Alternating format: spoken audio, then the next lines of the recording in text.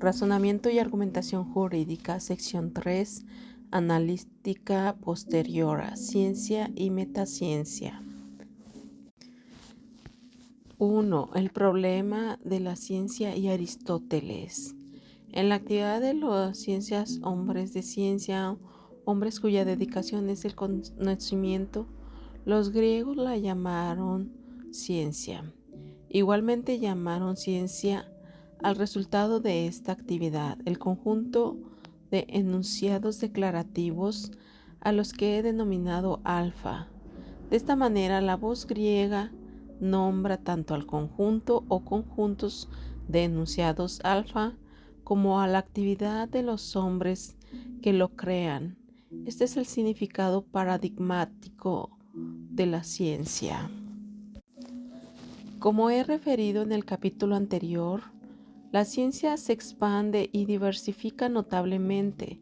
Su complejidad aumenta tanto por el incremento de las disciplinas como por su especificidad. Ciencia no solo interesa a los filósofos, al hombre de ciencia. El conocimiento científico, el conocimiento racional, se hace presente en la vida social. Pero ¿qué es realmente ciencia? ¿Cómo se hace? ¿Cómo opera? Estas eran las preguntas que los individuos se hacían desde Acagras, a la costa sudoccidental de Cilicia, hasta las ciudades jonias del Asia Menor, desde Apolonia en el Mar Negro hasta Naucratis en el delta del Nilo. Estas cada vez más frecuentes preguntas tuvieron una célebre respuesta. Un poco irreverentemente voy a asumir que Aristóteles declara: yo, Aristóteles de esta gira, hijo de Nicómaco, les diré a ustedes qué es ciencia y cómo se hace. Aristóteles comprende así la tarea de investigar y describir aquello que los griegos llamaron conocimiento, ciencia, desde la aparición de la filosofía jonia. Este es el problema que Aristóteles aborda en los segundos analíticos, que es la analítica posterior. Antes de adentrarnos al contenido de los segundos analíticos, conviene advertir una peculiaridad del tipo de investigación que Aristóteles aquí realiza. Aristóteles describe lo que hacen otros individuos, los hombres de ciencia, geómetras, matemáticos, astrónomos. Esto es, Aristóteles da cuenta de lo que han hecho o hacen otros, de cómo esos otros lo han hecho o lo hacen, así como el resultado de su actividad. Los segundos analíticos constituye, por así decirlo, una crónica de la actividad de los hombres de ciencia y de sus productos. La idea de que Aristóteles habla de lo que otros hacen resulta más claro si recordamos que básicamente los analítica posterior describen lo que hacen los geómetras, y bien sabemos que los analítica posterior no son un manual de geometría ni Aristóteles geómetra. En este trabajo, Aristóteles describe cómo es la ciencia, no la hace. Existe otro dato que explica el contenido de los analítica posterior. Los hombres de ciencia, al hacer ciencia, se limitan a hacerla, se limitan a formular enunciados alfa, no informan cómo la hacen. Sin embargo, el uso de enunciados alfa supone, por un lado, la aceptación de ciertos presupuestos implícitos en los enunciados alfa, así como de ciertas consecuencias que se siguen de estos, los cuales presupuestos y consecuencias nunca son hechos explícitos por los filósofos. Por otro lado, el uso de enunciados alfa presupone ciertos procesos, pasos o movimientos realizados por los filósofos para la formulación de los enunciados, los cuales tampoco son explicados por los filósofos. Dada la ambigüedad propia del conocimiento y de la ciencia, Aristóteles tiene que dar cuenta tanto del discurso de la ciencia, de los enunciados alfa, de sus presupuestos, así como de todo aquello que se siga lógicamente de aquellos, como de los pasos, estrategias y procesos que llevan a cabo los filósofos para formular enunciados alfa. Aristóteles hace una descripción de lo que ha observado, cierto, pero su observación lo llevó a tener que exhumar buena parte de su aplicación. 2. Ciencia y mundo empírico. Las siguientes líneas no pueden ser consideradas como una detallada explicación de la ciencia clásica ni tampoco un análisis completo del más importante trabajo de Aristóteles sobre el tema. Aristóteles nos dice que eran los griegos el conocimiento científico es consentido o concebido como una progresión que va de la observación de los hechos a los principios generales y luego de los principios generales regresa a los hechos. El hombre de ciencia observa los hechos y construye, induce conceptos y principios y a partir de estos deduce enunciados que explican los hechos, señala Aristóteles. Que el conocimiento científico comienza con la determinación de que cierto hecho existe, de que ciertas propiedades coexisten. El mundo es real, el mundo es empírico, la realidad es el mundo común a todos. El uso de enunciados presupone el principio de la comunidad de lo real, el cual establece que el mundo que existe es aquel que es el mismo para todos. ¿Qué entidades pertenecen al conjunto mundo? Los hombres de ciencia, quienes presuponen la existencia del mundo, dejan atravesar la regla de formación de este conjunto, pertenecen al conjunto mundo. Todas las entidades que pueden ser medidas por magnitudes matemáticas, basta observar los objetos de la geometría, de la mecánica, en fin, de la ciencia para comprobarlo. Todos son medidos por magnitudes matemáticas, duración, peso, volumen, densidad. Pero si esto es así, entonces las entidades que pertenecen al mundo tienen una dimensión que les es propia, exclusiva. De aquí se sigue una importante consecuencia que subraya Aristóteles. Si las entidades que pertenecen al mundo poseen una dimensión exclusiva, entonces las entidades que pertenecen al mundo son entidades singulares, particulares, distintas y separadas. El mundo está expuesto solo por entidades singulares. 3. La ciencia, el mundo de lo universal. Decía que los filósofos no dan cuenta de lo que hacen, solo lo hacen. Por ello, Aristóteles precisa hacer explícitos algunos de sus movimientos. Así, por ejemplo, cuando los filósofos formulan enunciados, en realidad no dicen solo, sino dicen para todo. En lo sucesivo, donde indica el cuantificador universal. Pensemos en el enunciado que el propio Aristóteles refiere. La suma de todos los ángulos interiores de un triángulo es igual a dos ángulos rectos.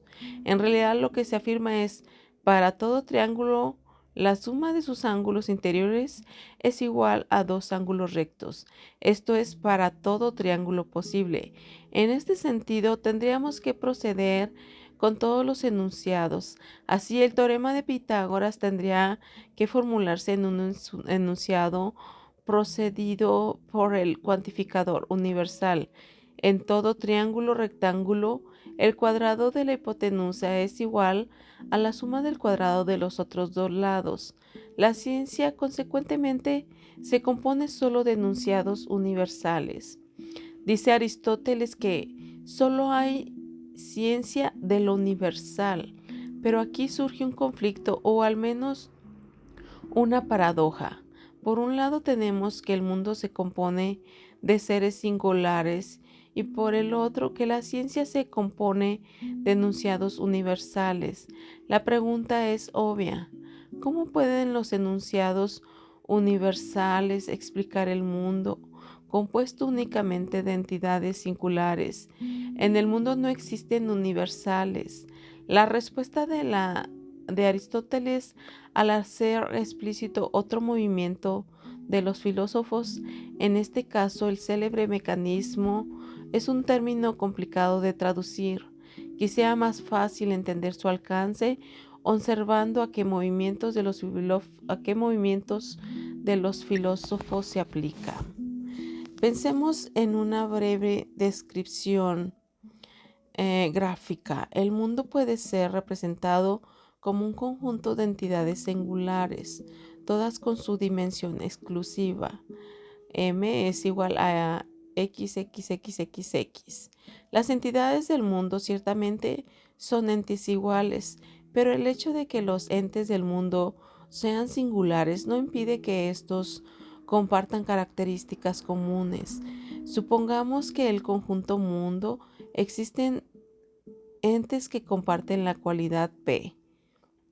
Esto es M igual a X, XP, X, XP y así sucesivamente.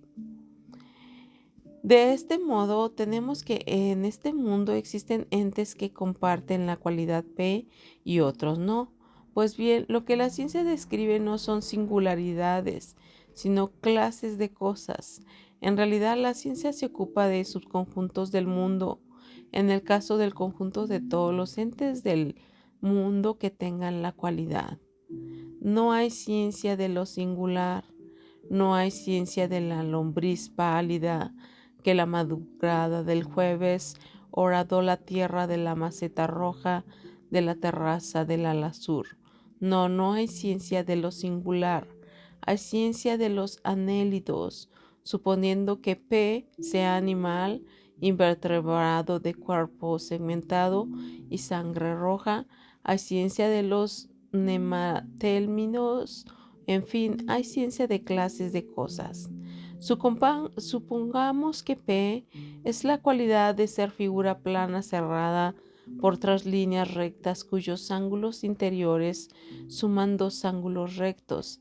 Si esto es así, entonces la geometría describe el triángulo, pero hay que tener en cuenta que el triángulo no designa una cosa, triángulo es un nombre, el nombre que nombra una clase de cosas, a saber, el conjunto de todas las entidades que satisfacen la regla de la formación del conjunto, figura plana cerrada por 3 líneas cuyos lados ángulos interiores sumen los ángulos rectos. Así son los demás conceptos geométricos, círculo, tangente, parábola. Así son los de la mecánica, al igual que los de la astronomía, pero así también lo son los nombres comunes. Son nombres de clases de cosas, por lo que pulpo, por ejemplo, no sería una cosa, sino el nombre que designa el conjunto de todas las entidades que satisfacen la regla de formación: animal marino, molusco, cefalópodo, octópodo. Como quiera que sea, este paso se realiza a través de la ciencia y el conocimiento.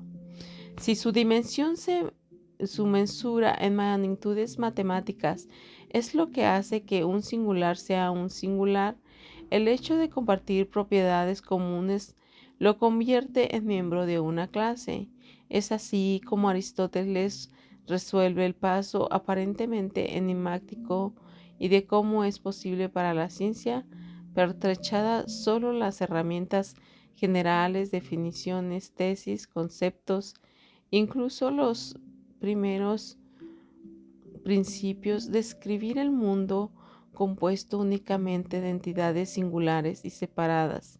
Aristóteles nos muestra que lo que la ciencia realmente hace consiste en describir clase de cosas. No cancela la observación empírica, por el contrario, una clase es construida solo sobre la base de enunciados empíricos existentes. La clase se construye a partir de propiedades empíricas compartidas que no dejan de ser empíricas. El dato empírico es indispensable para que el resultado del conocimiento sea igualmente empírico. La clase es construida como ciencia para partir de enunciados empíricos. Aristóteles distingue 2 tipos de ciencia. Ambas comparten la característica de pasar de enunciados singulares a enunciados generales.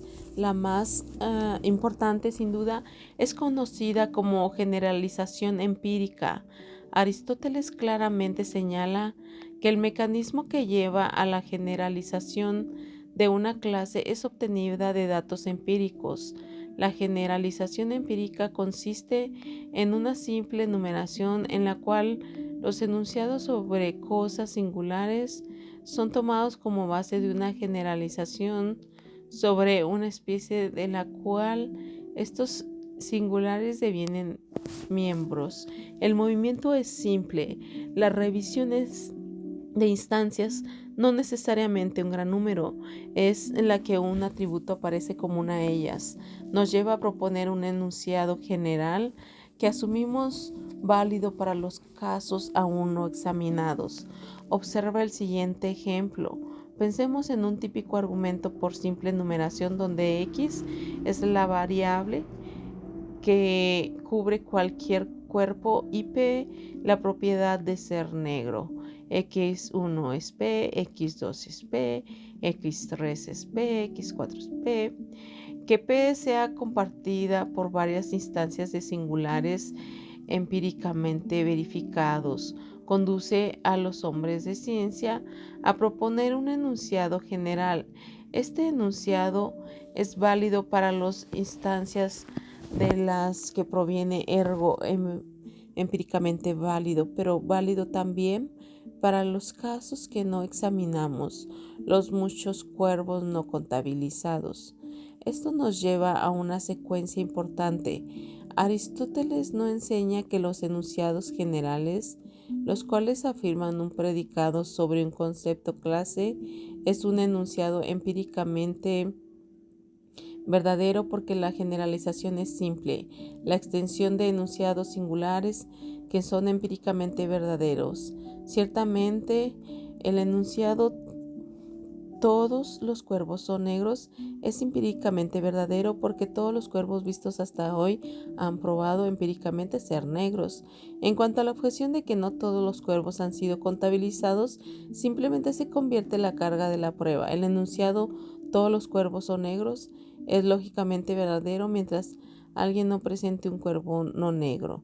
De esta manera tenemos que los enunciados establecidos por generalización empírica son enunciados empíricamente verdaderos y porque todas las instancias singulares que sirvieron para su construcción son empíricamente verdaderas y además es lógicamente verdadero mientras no pueda ser contradicho, vencido por un enunciado empíricamente verdadero, por un contraejemplo asociado. Esta situación proporciona a los conceptos de la ciencia peso y solidez. Además, como más adelante mostraré, garantiza la ulterior construcción de la ciencia. De lo anteriormente mencionado, resulta que entre los enunciados y los singulares del mundo se pueden intercalar un mundo intermedio, las clases de cosas, algo más o menos así. Alfa, alfa, X, X. El segundo tipo de inducción se refiere a Aristóteles, es una intuición directa de los principios generales. Esta inducción intuitiva es una cuestión de comprensión, de penetración, es una aptitud especial para ver lo que es esencial en los datos de la experiencia sensible. Como quiera que sea, los enunciados generales alcanzados por cualquier tipo de conocimiento o de inducción son usados como premisas para la obtención de otros enunciados. 5. Las premisas y el conocimiento con causa. Ahora bien, los enunciados universales establecidos por generalización habrán de servir como premisas para la deducción de enunciados sobre los singulares. A este respecto, Aristóteles realiza una importante observación. Los enunciados que pueden funcionar como premisas y conclusiones de argumentos deductivo de la ciencia son solo aquellos que afirman que una clase está o no incluida en otra. Los enunciados universales afirmativos, señala Aristóteles, son los más importantes de los enunciados de la ciencia. Una explicación científica apropiada se construye con enunciados de este tipo. Por ello, Aristóteles considera que la primera figura, el silogismo bárbara, constituye el paradigma de la demostración científica. Con independencia de las cosas que las premisas nombren, la conclusión se sigue de manera necesaria. Esto es así porque el silogismo es un discurso en el que ciertas cosas habiendo sido establecidas, alguna otra se sigue por necesidad. Sobre el particular observa John Luz que uno de los logros de Aristóteles fue precisamente insistir en que la validez de un argumento en la ciencia es determinado únicamente por la relación entre premisas y conclusiones, y observa que con la aplicación del paso deductivo, el científico ha avanzado de la mera detección de un hecho al entendimiento de por qué este hecho es como es. El conocimiento racional, el proporcionado por la ciencia, difiere del dado obtenido por la práctica, en el que el conocimiento científico incluye el conocimiento de la causa.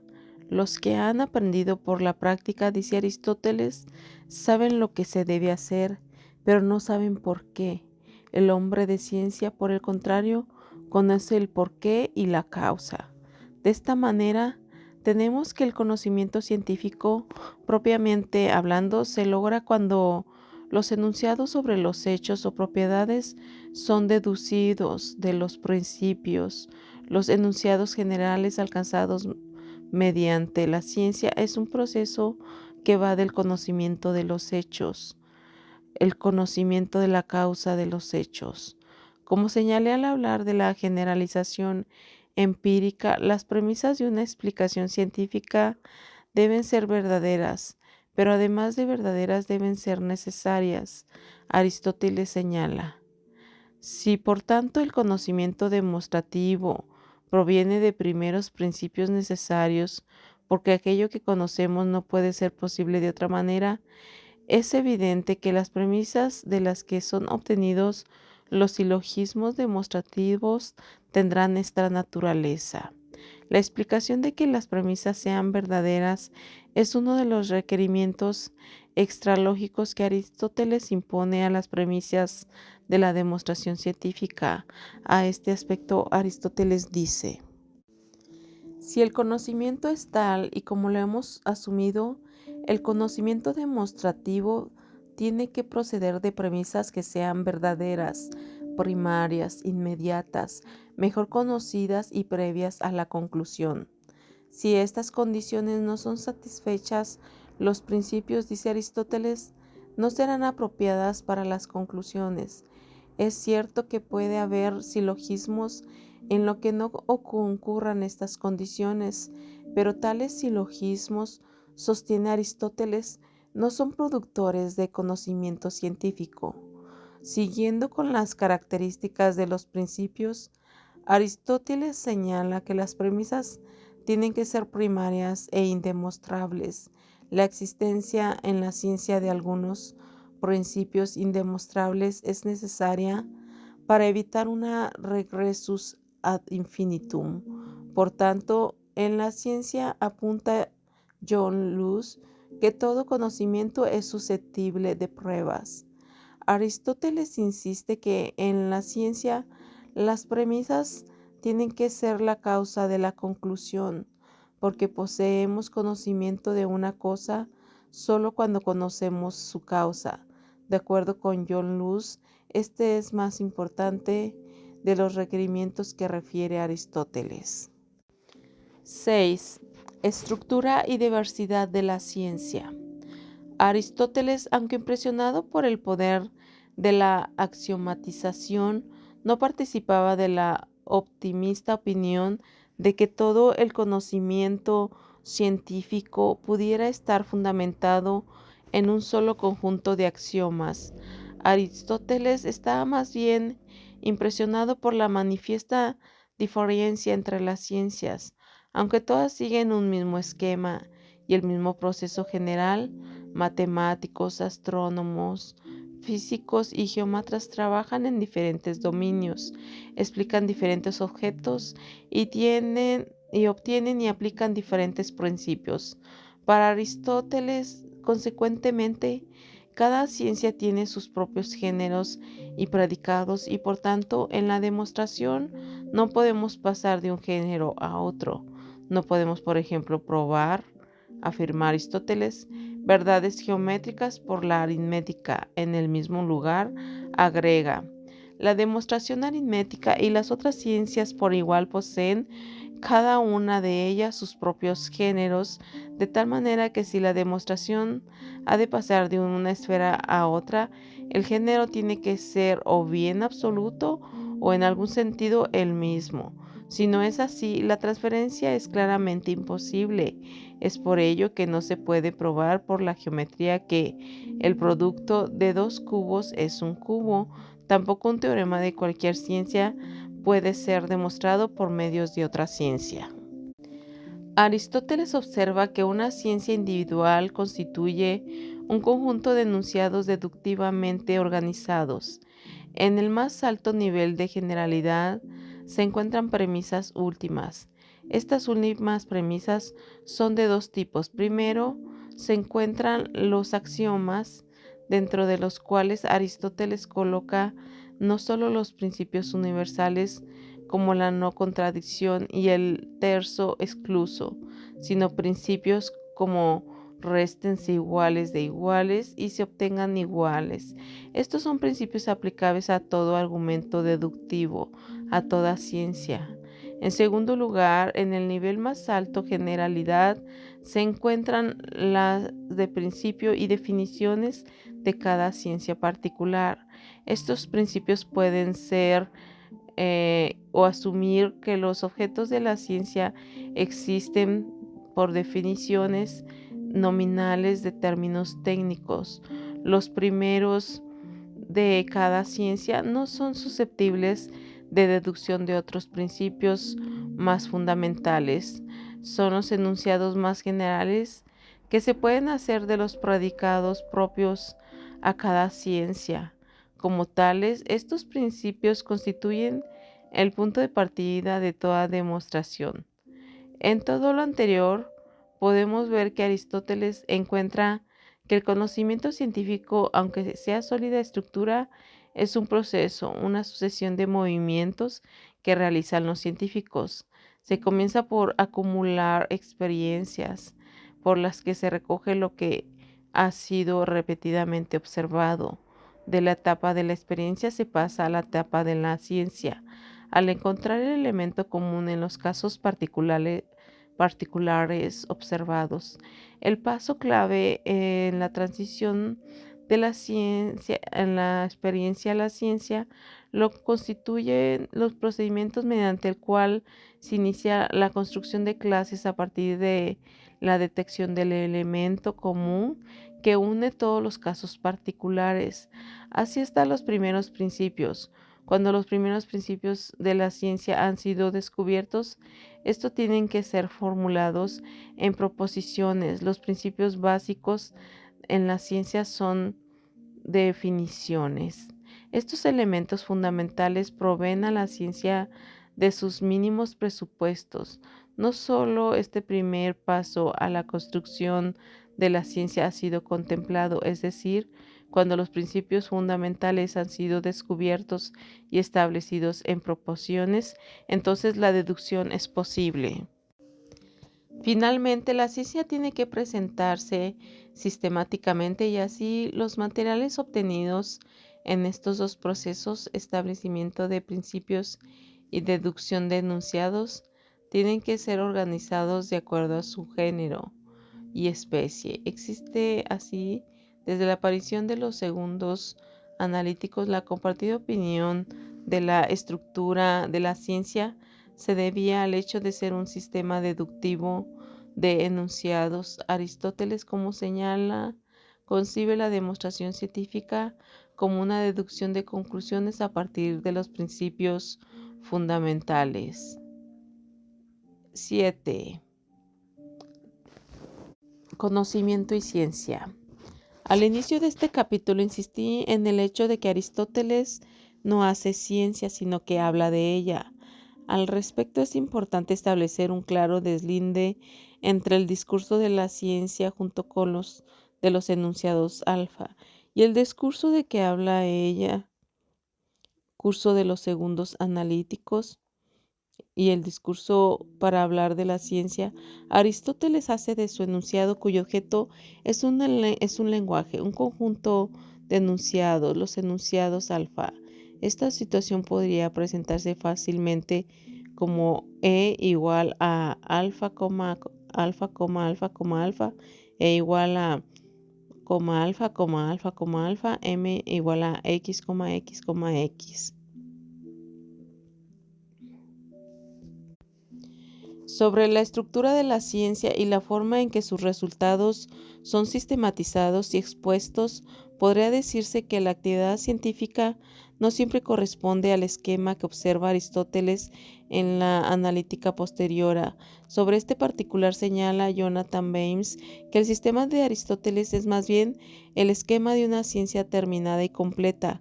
La analítica posterior no describe las actividades de un investigador científico in opera, sino más bien la forma de la cual sus resultados tienen que ser sistemáticamente organizados y expuestos. 8. Epílogo. El paradigma. En los anteriores párrafos creo haber mostrado que los analítica posteriora básicamente son la descripción de los procesos, movimientos y estrategias usados por los científicos. Durante esta exposición he insistido en el hecho de que la analítica posteriora son en gran medida una crónica del nivel alcanzado por el conocimiento en el siglo IV. Con Aristóteles da cuenta de lo que los geómetras, matemáticos y otros hombres de ciencia hacen. En los analítica posteriora, Aristóteles no hace ciencia, la describe. Sin embargo, no obstante, el contenido de los analítica posteriora y con independencia de las intenciones de Aristóteles, sea por el prestigio del autor, por el impacto de la obra o por cualquier otra razón, el caso es que Aristóteles lega a la posteridad un modelo de cómo hacer ciencia. Los analítica posteriora se convierten así en un paradigma. La regla anancástica reza así: ¿quieres convertir algo en ciencia? Constrúyelo de conformidad con los segundos analíticos. Esa fue la idea que heredaron los romanos. B. Una enigmática laguna. Prácticamente todo lo importante en el mundo de la cultura ha sido una invención griega. Los griegos inventaron la geometría, la física, la lógica, la retórica, la poesía, el teatro, la historia, la ética, la ciencia política y muchas otras cosas. Pero si los griegos inventaron prácticamente todas las disciplinas de la cultura occidental, ¿cómo es que no crearon una específica ciencia dedicada a describir el derecho? ¿Cómo es que falta una ciencia del derecho en la enciclopedia del conocimiento griego?